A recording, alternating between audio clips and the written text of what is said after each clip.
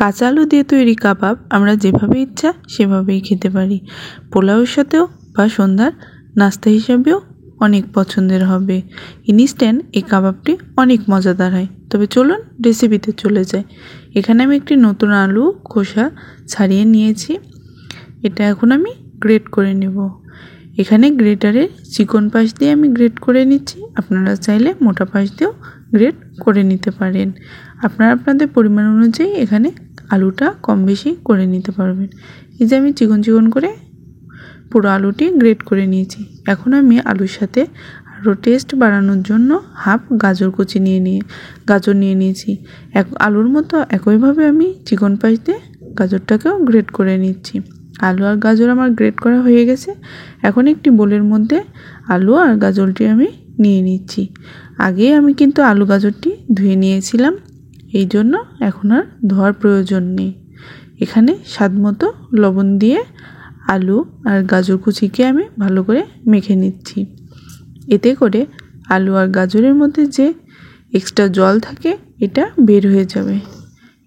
কাবাবের টেস্ট বাড়ানোর জন্য এখানে আমি কিছু মাংস কুচি করে নিয়েছি।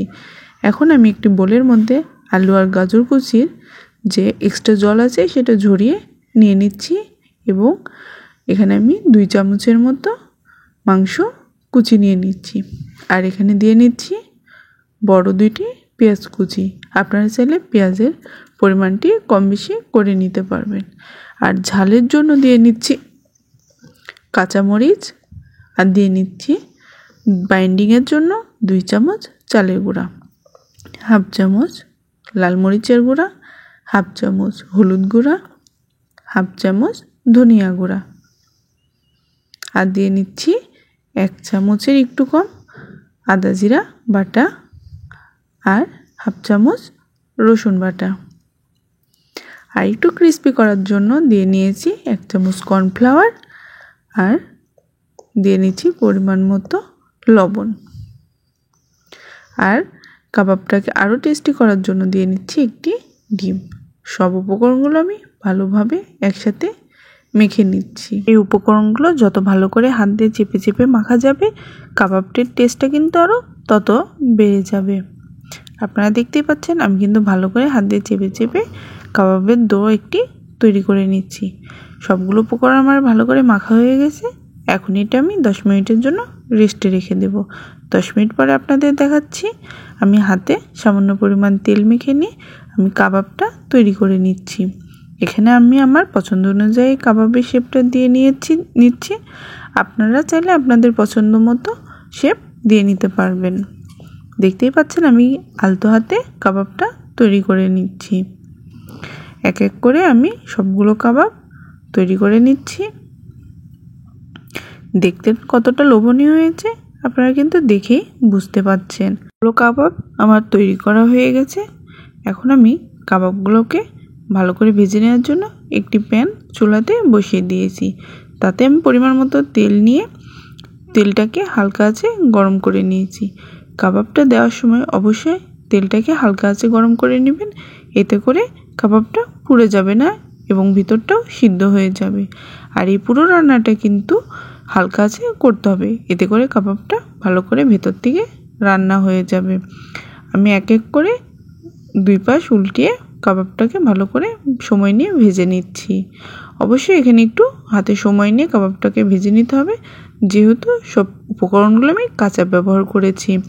আমার সুন্দর কাবাবটা ভাজা হয়ে গেছে এবং আপনাদের দেখাচ্ছি কতটা সুন্দর একটি কালার চলে এসেছে। কাবাবগুলো আমি নামিয়ে নিচ্ছি আমার পছন্দের কালার অনুসারে। দেখেই বুঝতে পারছেন কতটা লোভনীয় হয়েছে এই কাঁচা আলুর ইনস্ট্যান্ট কাবাব। এটার মাধ্যমে যে কোনো মানুষের মন জয় করে নেওয়া যাবে। আমার এই রেসিপিটি যদি আপনারা ফেসবুক পেজ থেকে দেখে থাকেন, অবশ্যই আমার পেজটি ফলো দিবেন। পুরো ভিডিও দেখে লাইক, কমেন্ট এবং বেশি বেশি করে শেয়ার করবেন। এতে করে এই সহজ সহজ রেসিপিগুলো আপনারা সহজেই পেয়ে যাবেন। আর আমার ইউটিউব চ্যানেল থেকে দেখে থাকলে অবশ্যই আমার চ্যানেলটি সাবস্ক্রাইব করে রাখবেন এবং পাশে থাকা বেল আইকনটি ক্লিক করে রাখবেন। এতে করে আমি ভিডিও দেওয়ার সাথে সাথে আপনাদের কাছে নোটিফিকেশন পৌঁছে যাবে। যারা এই কাজগুলো করে রেখেছেন তাদেরকে অনেক অনেক ধন্যবাদ। আমি কাবাবটা পরিবেশন করে নিয়েছি। কত সুন্দর এবং কতটা দারুণ একটি কালার চলে এসেছে কাবাবে। আপনারা চাইলে বিকালের নাস্তা বা অতিথি আপ্যায়নে এই ইনস্ট্যান্ট কাবাব তৈরি করে নিতে পারেন। এতে করে বাড়িতে বড় থেকে ছোট সবারই অনেক পছন্দ হবে। আজকে এই পর্যন্তই। আমার এই রেসিপিগুলো যদি আপনাদের ভালো লাগে অবশ্যই আমার পাশে থাকবেন। একটি কাবাব আপনাদের ভেঙে দেখাচ্ছি। কাবাবটা উপর থেকে কতটা ক্রিস্পি এবং ভিতরে জুসি ভাব রয়েছে তা আপনারা কিন্তু দেখেই বুঝতে পাচ্ছেন।